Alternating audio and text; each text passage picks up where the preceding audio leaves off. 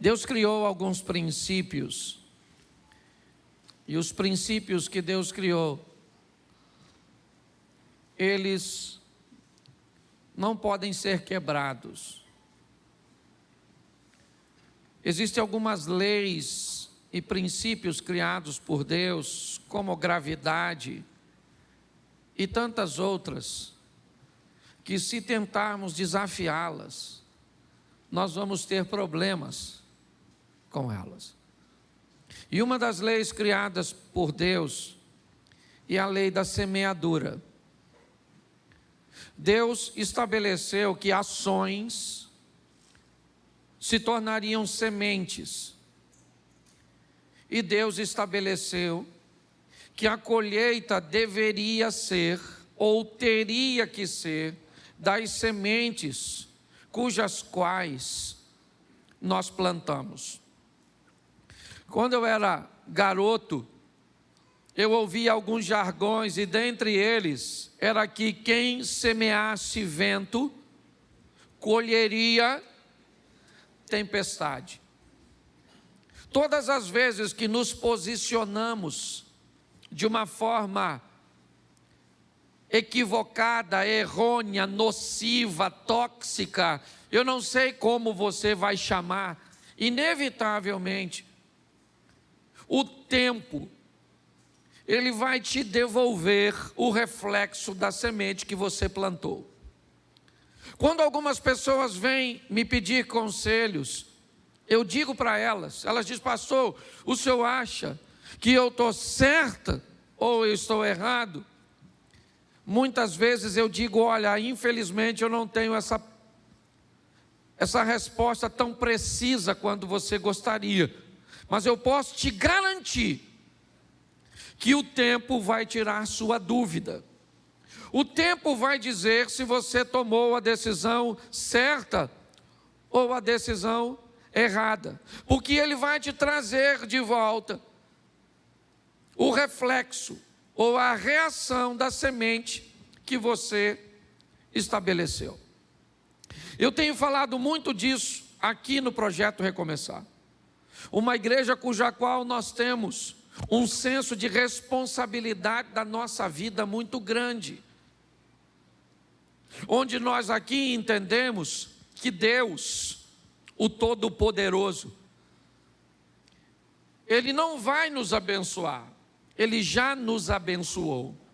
Nós já somos abençoados. O grande problema é que Ele nos deu uma liberdade cuja qual nós temos muita dificuldade para gerenciar.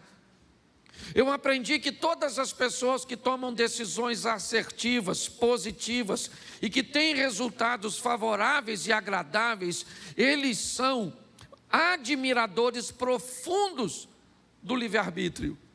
Ele acha que uma das coisas melhores que Deus fez no mundo foi dar a seus filhos o direito de escolha, porque o resultado dessas pessoas são positivos.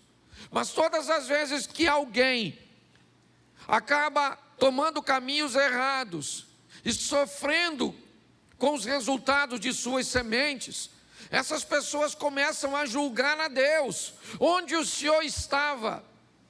Onde eu sempre estive, no controle de todas as coisas, instruindo o povo como ele deveria agir. Ou seja, se os resultados são bons, glória a Deus. Se os resultados são ruins, o problema é dele. Eu quero mostrar para vocês hoje rapidamente 2 textos de pai e filhos. Nós falamos isso no nosso trabalho e nosso evento de homens, ontem e hoje. E eu quero te mostrar como as coisas funcionaram nesse ambiente bíblico e tirar dele algumas lições para a minha e para a sua vida. 2 Crônicas, capítulo 28. É a continuidade, da temática dos reis ou da monarquia de Israel. São os cronistas narrando, ou repetindo algumas histórias um pouco mais detalhadas. E aqui a história de Acais. Acais tinha 20 anos de idade quando começou a reinar, e reinou 17 anos em Jerusalém. Ao contrário de Davi, seu predecessor, não fez o que o Senhor aprova. Ele andou nos caminhos dos reis de Israel e fez ídolos de metal a fim de adorar os Baalins. Queimou sacrifícios no vale de Ben-Rimom e chegou até a queimar seus filhos em sacrifício, imitando costumes detestáveis das nações que o Senhor havia expulsado de diante dos israelitas. Também ofereceu sacrifícios e queimou incenso nos altares idólatras, nos altos das colinas e debaixo de toda a árvore frondosa.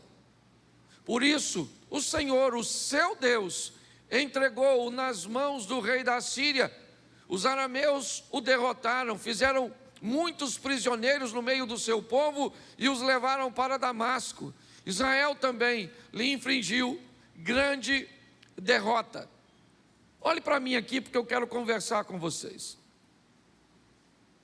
Nós estamos olhando a decisão de um grupo bem pequeno, e aqui particularmente de um rei. Um rei que toma uma decisão, mas uma nação que vai colher o resultado da decisão que o rei tomou. O que me indica que nós precisamos melhorar a qualidade das pessoas que colocamos no poder e que deixamos responsáveis por tomar decisões sérias sobre a nossa vida. Isso vale desde um chefe de família, que ao se tornar um líder que toma decisões que podem fazer com que sua casa, sua família, seus filhos, seu casamento cresça, como fazer com que a derrota se estabeleça e se instaure no ambiente familiar. Isso pode ser usado em serviço, como um pastor que gerencia uma comunidade de fé, como um empresário que gerencia e administra um pequeno empreendimento ou grande, ou por que não dizer um ambiente político cujo qual se estabelece uma liderança sobre município, estado, certo? Sobre o país. O que nós estamos vendo é que Acás tinha 20 anos de idade quando ele começa a reinar em Jerusalém. E ele opta por fazer coisas ruins. E o texto diz que o resultado das decisões de Acabe sobrevém sobre o povo. A Síria vem com o seu poder forte, porque o rei, ao invés de adorar o Senhor, seu Deus, pois a Bíblia diz ali, ele faz uma aliança com Ben-Rimom. Sabe, aquele mesmo Deus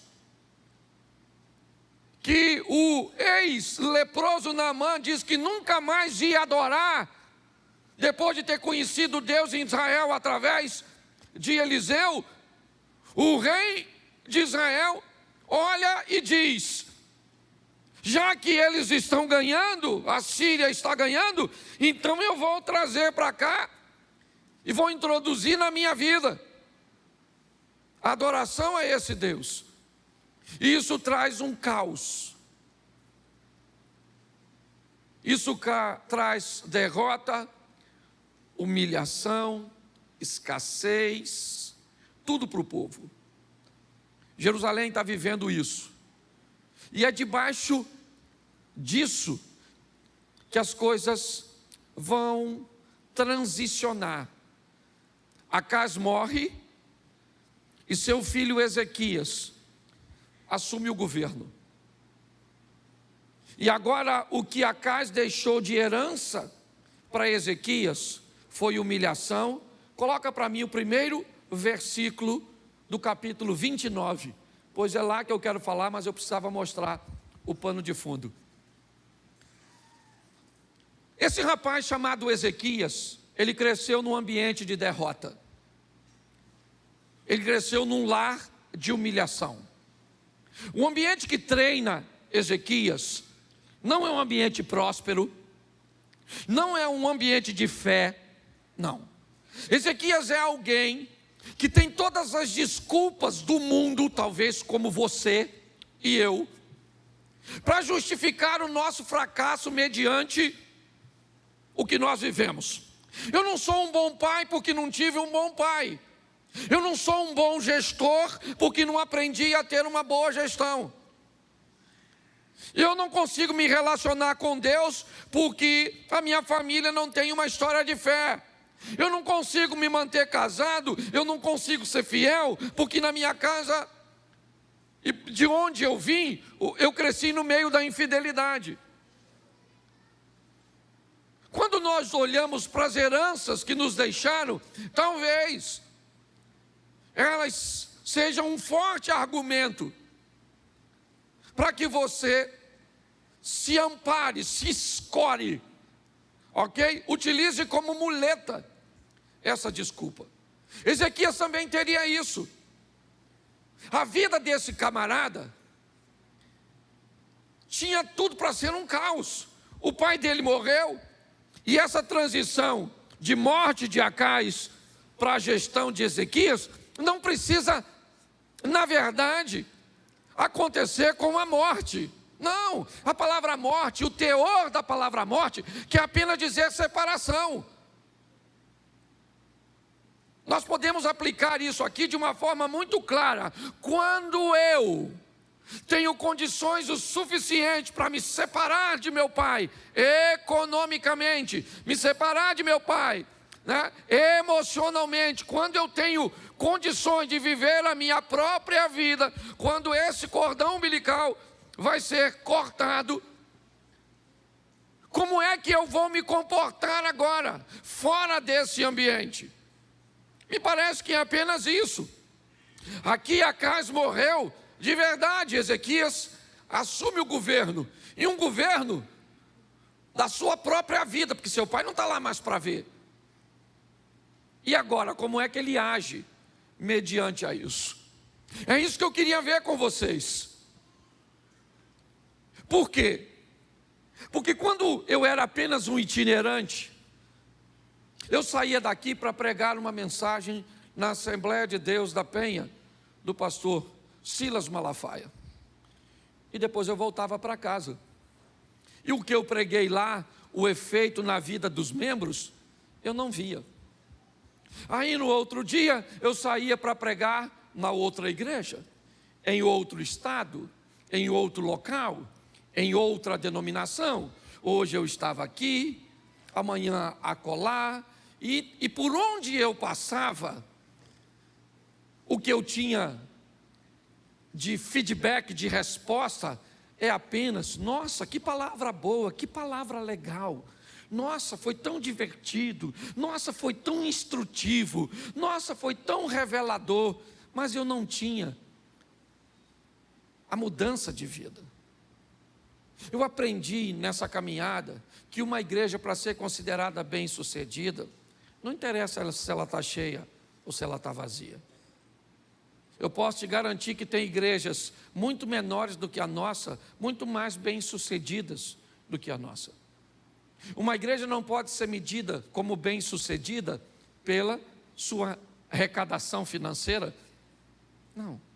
Uma igreja só pode ser considerada bem-sucedida quando o nível de transformação que ela causa na vida das pessoas é alto. Isso é uma igreja de sucesso. Uma igreja que devolve depois de um culto um marido melhor do que aquele que entrou por aquelas portas, é uma igreja de sucesso. Uma igreja que devolve um filho melhor, um cidadão melhor de volta para a sociedade, um colaborador melhor de volta para a empresa, um cidadão mais consciente de suas responsabilidades para a vida social, alguém que não segrega, alguém que não discrimina. Essa é a nossa função. Quando a igreja consegue levar transformação para as pessoas, isso é uma igreja bem-sucedida. Então olhar e dizer: nossa, a igreja está cheia, já tem outro culto. Só que o que acontece? Quando eu me tornei pastor de uma igreja, eu comecei então a ter a informação sobre a transformação das pessoas, que eu comecei a pastorear e a lidar com pessoas todos os dias. E aí eu comecei a ficar preocupado. E comecei a me perguntar se por onde eu passava, na verdade, não acontecia a mesma coisa. A gente prega, e o povo não melhora de vida. Do mesmo jeito. Certo? Olha e diz, nossa, que culto bom. Nossa, senti tanta presença de Deus. E mudou o quê? Mudou nada, rapaz. Mudou nada, estamos do mesmo jeito aí, levando a vida. Tem alguma coisa de errado. Sua vida tem que mudar, meu filho. E para ela mudar, o quanto mais rápido você tomar a responsabilidade e as rédeas dela, mais vai ficar fácil para você. Entenda que o maior eu quero ir numa reunião, que eu preciso de um profeta que me fale do futuro. Não venha para a igreja. Procure-se um vidente, com a bola de cristal, turbante. Porque se a Bíblia diz que nós vivemos debaixo de semeadura e colheita, se você quer saber o que você vai viver amanhã, olhe.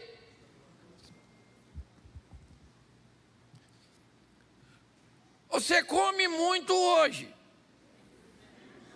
emagrece ou engorda amanhã? Nossa, que revelação, agora virei profeta.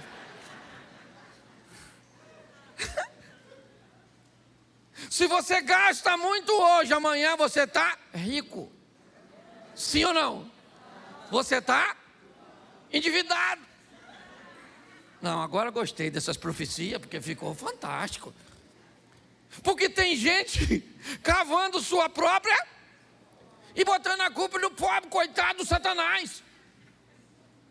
Eu conheço gente que administra tão mal sua vida que o diabo não ousaria se aproximar de você. Eu digo, não, lá não, cara, o negócio já está ruim aqui. Eu ainda vou fazer uma visita a esse miserável, vai me pedir dinheiro emprestado. O devorador é ele, não sou eu. Você consegue entender? Está assim de gente, eu tenho falado isso direto, que entra no meu gabinete pastoral como vítima e sai como vilão. Vilão do casamento, vilão das finanças. E eu fico tentando achar onde o Satanás está aí. Não vejo. A pessoa está purinha, sozinha. Porque eu já falei isso aqui. Se tiver demônio, gente, é moleza. A gente chama os pastores, bota no meio, bota a mão na cabeça, faz o exorcismo. Sai, Satanás. A pessoa fica libertinha. Agora, se não tem o diabo, nós expulsa aqui. Sai de você, você mesmo, infeliz. Sai daí, deixa esse corpo. Não tem como. Você está rindo, mas o assunto é muito sério. Então, o que eu quero te mostrar rapidamente é que esse rapaz, ele tem 25 anos de idade. 25 anos de idade. E ele chega num ambiente muito ruim, cercado por inimigos poderosíssimos, líder de um povo sem autoestima, sem autoimagem, sem poder de reação, e grande parte deles idólatras. Ezequias é alguém que vai conseguir sobreviver e retirar recursos de onde os recursos não têm ou não existem. Ele é um grande exemplo para mim. Por quê? Porque ele cresceu vendo uma coisa que ele não quer para a vida dele. E agora? Agora chegou a vez dele subir no palco da vida e protagonizar a sua própria história. Foi assim com você, foi assim comigo. Chega um momento que a vida pega você e diz assim, ó, vai embora. Seu pai já não tem mais tanto domínio sobre você. Outras pessoas, a não ser que você deixe. Algumas pessoas são tão subjugadas em seus lados de formação, que quando chegam a hora delas tomarem decisões, elas não conseguem. Ficam retraídas, preocupadas em tomar decisões e enfrentar críticas. Vamos onde? Eu não escolho o local onde vamos, porque vai que quando eu chego lá, o lugar está ruim. E aí você vai dizer, por que você me trouxe? Eu não escolho de que jeito fica, por quê? Porque se alguém chegar depois e disser que esse contrabaixo não ficou bom aqui, ele é feio, todo mundo vai descobrir que ele só está ali porque eu decidi que ele estaria. Quando pessoas recebem uma formação desse tipo, elas chegam deformadas para decidirem, para subir no palco, pessoas indecisas, preocupadas com o que os outros vão pensar, o que os outros vão falar, nunca escolhe nada, não tem poder de reação, são pessoas apáticas, e pior, quando algo é bem feito, essas pessoas se tornam sabotadoras, críticas de coisas que são excelentes, mas como não foi ela que resolveu e que fez, ficou feio. É assim que funciona. Famílias e pessoas estão sendo preparadas para viver. Esse camarada está aí, 25 anos de idade, começou a reinar, e 29 anos reinou em Jerusalém. O nome de sua mãe era Abia, filha de verso 2. E ele fez o que o Senhor, tal como tinha feito. Quem era o pai dele? Mexa na memória aí, rapidinho. Quem era o pai dele? E a Bíblia está dizendo que ele fez o que? Davi. O pai dele era ruim, sim ou não? Sim ou não? E Davi era bom? Ele pegou o exemplo de quem? Porque Davi era? Porque quem escolhe a herança é quem toma posse dela. É você que escolhe. Uma herança só se torna, não interessa quem deixou. O que foi que sua mãe deixou de herança por ser um câncer que já matou a família dela toda? O que foi? Uma diabetes. Nossa, pastor. Tinha um tio que perdeu o pé, o outro perdeu a perna, o outro perdeu as duas. Que desgraça é essa? Pare e pense. Chegou a sua hora de viver a sua vida. A decisão é sua. O que o pai dele deixou de herança para ele é ruim, e ele disse, isso não é para mim, eu quero outra coisa. Esse cara vai mudar a vida dele, muito mais do que a vida dele. Ele vai mudar a vida da sua família, ele vai mudar a vida da sua nação. Porque ele, bota o verso 10 para a gente adiantar, porque esse primeiro culto é rapidinho. Pretendo, em algumas traduções está escrito assim, agora estou resolvido. Quem está com essa tradução aí? Você não tem nem Bíblia? Desculpa. Em algumas traduções, agora eu estou resolvido. Agora eu resolvi que eu vou ser casado para sempre. Agora eu resolvi que eu vou mudar minha vida com Deus. Agora eu resolvi que eu vou orar. Agora eu estou resolvido. Porque quem resolve muda de vida, e quem está na dúvida, deixa para o próximo culto. A vida desse camarada vai mudar, né? Melhorou, isso aqui é outra tradução. Agora me tem vindo o coração, agora eu estou... Gente, quando você decide, as coisas mudam. Mas eu aprendi uma coisa, às vezes nós somos muito bons para resolver e para decidir coisa ruim. Você quer ver? Se alguém te faz mal, você fala assim, a partir de hoje, risquei você do meu caderno. A pessoa saiu do seu caderno quando? Naquele dia. A partir de hoje, vou ler a Bíblia. Amanhã, estou com sono. Se for para decidir coisa boa, aí a vida não muda. E está assim de gente orando. Gente, por favor, eu sou pastor, a Bíblia diz, orai sem, ore meu filho, ore, mas ore de dia, ore de madrugada, ore. Mas deixa eu falar uma coisa para você, oração não muda sua vida.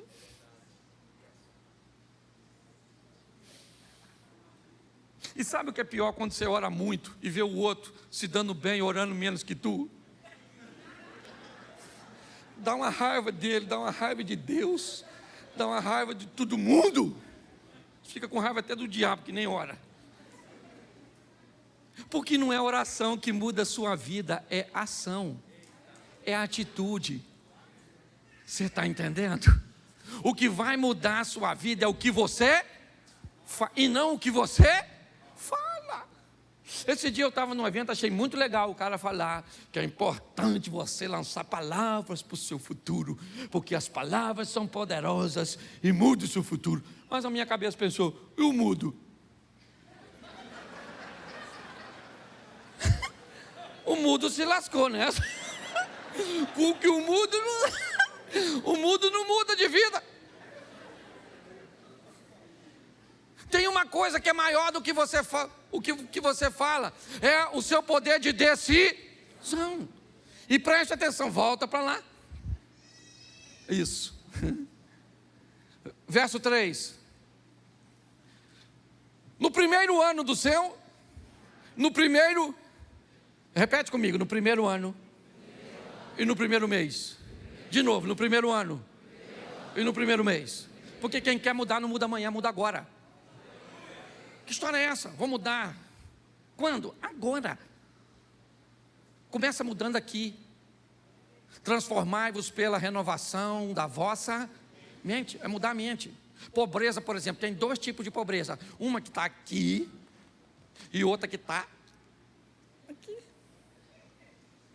Eu conheço gente com bolso cheio, mas cabeça de rolinha. O cara compra uma Mercedes de 500 conto e não tira o plástico do banco para não estragar. O cara compra um carro de 300 cavalos e bota kit gás.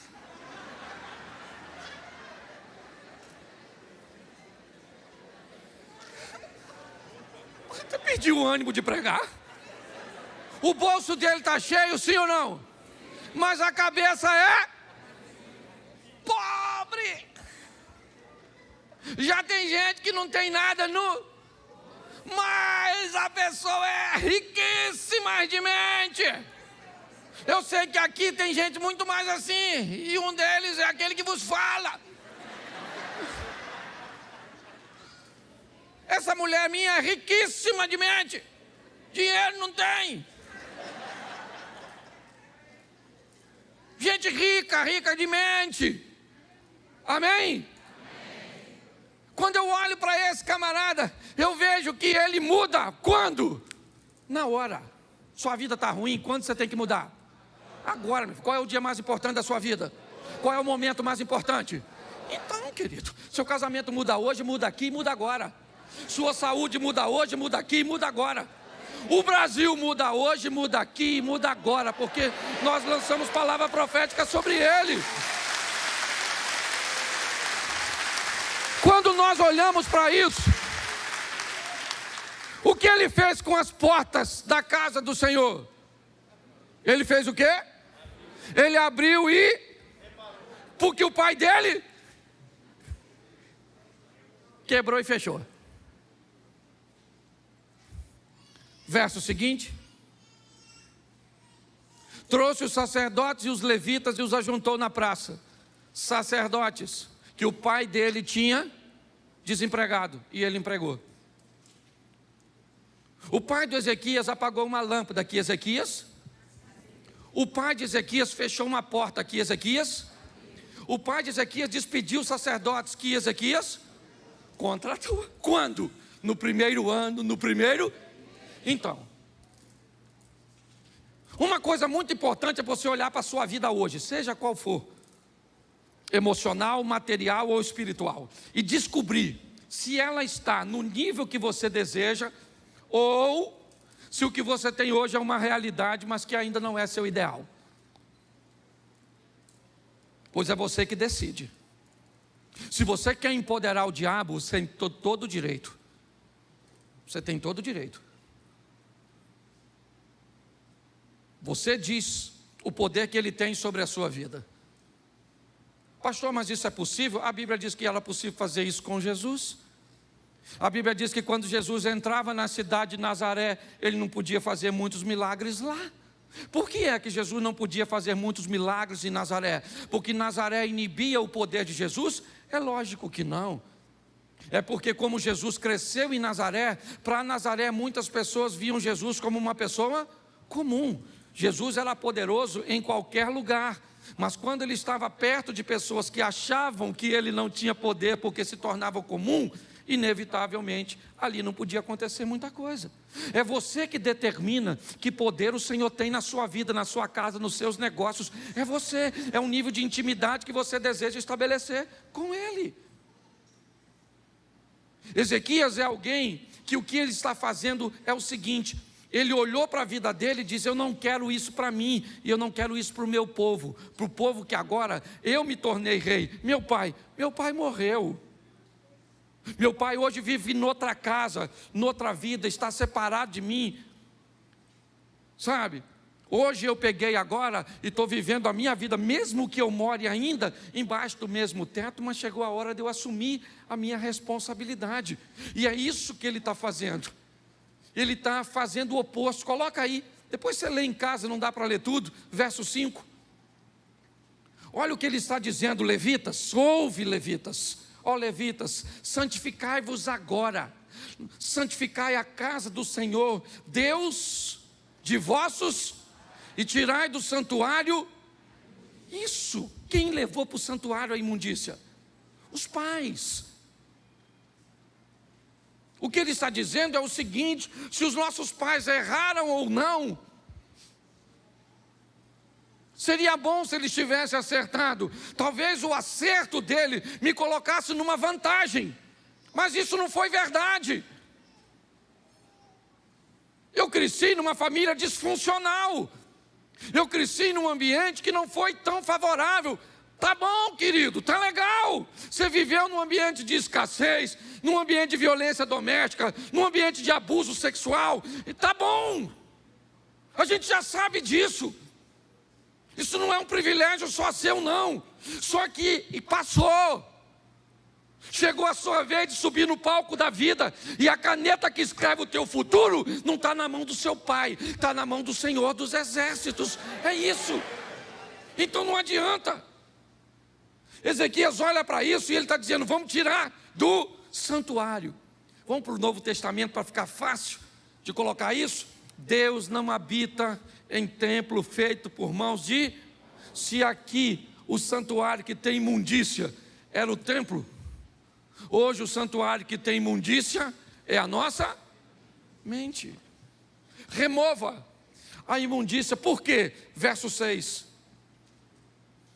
Agora ele começa a dizer o motivo. Porque os nossos pais, eles transgrediram. Eles fizeram o que era mal aos olhos do Senhor, nosso Deus, e o deixaram. Desviaram o rosto do tabernáculo do Senhor e lhe viraram as costas. Verso 7. Também fecharam as portas do alpendre, apagaram as lâmpadas, não queimaram incenso, nem ofereceram holocausto no santuário do Deus de Israel. Já que eles fizeram tudo isso, olha o que Ezequias disse, verso 9.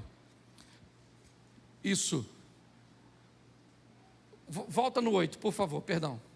Pelo que veio a grande ira do Senhor sobre Judá e Jerusalém, e ele os entregou à perturbação, à assolação, ao assobio, como vós estáis vendo, né, com os vossos próprios olhos. Verso 9. Porque os nossos pais caíram à espada, nossos filhos e nossas filhas e nossas mulheres estiveram no cativeiro. Agora olha o que ele diz no 10 de novo. Agora me tem vindo ao coração que façamos um concerto com o Senhor Deus de Israel, para que se desvie de nós o ardor da sua ira. Coloca o 11. Agora, filhos meus, não sejais negligentes, pois o Senhor vos tem escolhido para estar diante dele, para o servirdes, e para queimar, e para ser de seus ministros, e para queimar de incenso. Presta atenção. O povo estava tão envolvido no caos, que o caos fazia parte deles. Ezequias está dizendo: gente, acorda, gente, não sejam negligentes, vamos viver com Deus tudo que Deus tem para nós. Tudo que Deus tem para nós. O que Deus está dizendo é que nós estamos chegando na reta final. É importante nós amadurecermos e entendermos que grande parte do que nós estamos vivendo ou são resultados diretos das nossas ações ou das ações de nossos governantes. Por muito tempo eu me omiti em falar de política, simplesmente porque nunca gostei da política partidária. Como sacerdote, eu nunca apreciei muito isso, porque todas as vezes que eu defendo um lado, inevitavelmente eu pareço estar do outro. Mas preste atenção no que eu vou dizer a vocês agora. O que nós vivemos hoje na nossa nação é mais ou menos uma briga de casal.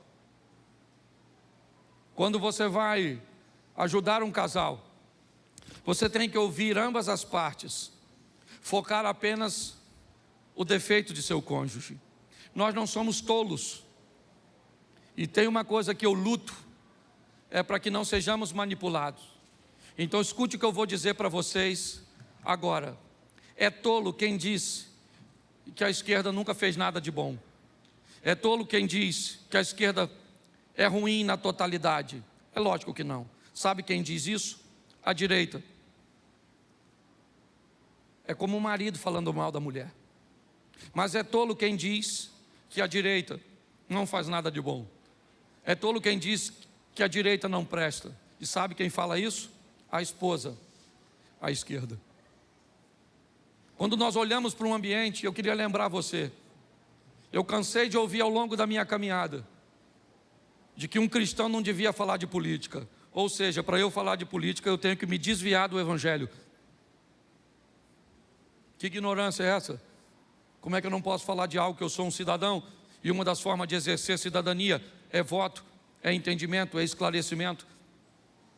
Eu cansei de ouvir pessoas dizerem que eu não devo falar de política. É verdade, mas eu nunca vi ninguém dizer para um político que ele não deve se meter nas coisas que acontecem na igreja. Nós estamos vivendo num ambiente de manipulação de mente.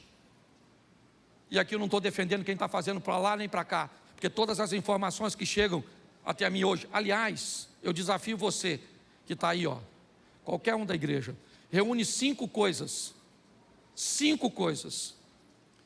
que falam de negativas da direita e da esquerda e me entrega, me dá uma semana para eu pesquisar, e eu garanto para você que mais da metade, tanto da acusação que estão fazendo para a esquerda ou para a direita, são mentirosas, porque a sociedade hoje está pautada no interesse que não tem nada a ver com família, tem a ver com grana. Nós estamos mais ou menos no que vimos aqui nesse texto.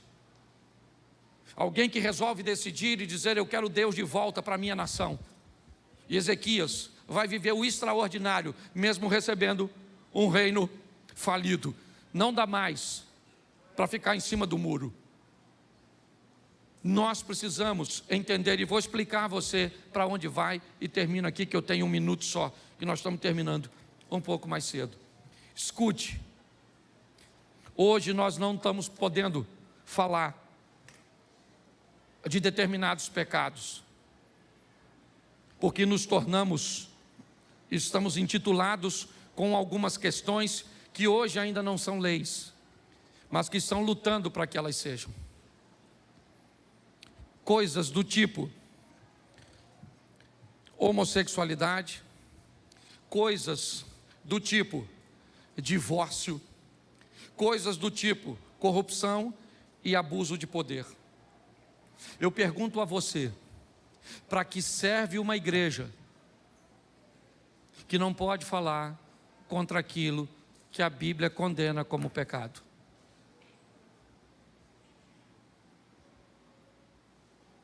Pare e pense. Não estou colocando você contra nada. O que eu quero é que você raciocine. O que eu quero é um país. Eu amo minha nação. Eu amo. Eu nunca imaginei que eu amava tanto o Brasil como eu amo. Como eu gosto do lugar onde eu estou inserido, como Xerém. Eu amo. Nós estamos tendo a oportunidade de lutarmos. Ah, pastor, mas está escrito na Bíblia, vai tudo se cumprir. E o que é que a gente pode fazer? Pelo amor de Deus. Pelo amor de Deus. Pela Bíblia a gente morre lutando. É assim que funciona. Eu vou lutar pela família. Eu vou lutar pelo meu neto, pelos meus filhos, pela igreja. Eu vou lutar pelos valores bíblicos. É isso. É só isso. Como Ezequias, resolva, dobre seu joelho. Não é pedir para um homem. A guerra não é isso. Não é Lula, Bolsonaro. Que história é essa? Eles têm um sopro de vida. Estou vendo pessoas que deixaram de falar umas com as outras por causa disso. Não quero saber se é um ou se é o outro. O que eu quero saber, eu quero andar tranquilo na rua. O que eu quero saber é de precisar levar alguém que passou mal para um posto de saúde, ter atendimento, saber que nossos filhos estão sendo criados num ambiente de ensino saudável. É isso. E eu sei que você também quer isso. Então não vamos dar ouvido para essas situações, não. Eu acho que a gente precisa fazer as nossas manifestações pacíficas, sim. E aqui eu tenho gente de esquerda. Não vou pedir para você levantar a mão, não. Mas eu sei que tem. E não precisa ir embora não, porque aqui a gente dá liberdade para você. Porque é seu direito. E ninguém pode cercear isso. Nós precisamos entender isso e amadurecer. Por quê? Porque a nossa família é o futuro. Olhe para os países onde a igreja foi erradicada. Se você tem filho, quem aqui está intencionado? Se você tivesse intencionado, tem um filho que quer que ele estude, você quer que ele estude onde? Na Venezuela? Em Cuba? Na China? Na Coreia do Norte? No Canadá você gostaria? Nos Estados Unidos gostaria? Na Inglaterra gostaria? Esse dia uma garotinha falou, pastor, eu quero direitos iguais, socialismo, bolsa da Louis Vuitton e smartphone, Apple. Eu olhei, 25 mil na mãozinha dela, 15 da bolsa, do smartphone. Eu falei, garotinha, nossa, seu discurso não condiz. Mas eu quero dizer e quero terminar aqui. O nosso país, fale quem quiser, a sentença é nossa, porque nós somos a igreja, e a Bíblia diz que o que a igreja liga na terra é ligado no céu. Então fica de pé, porque o nosso país pertence a Jesus. Isso.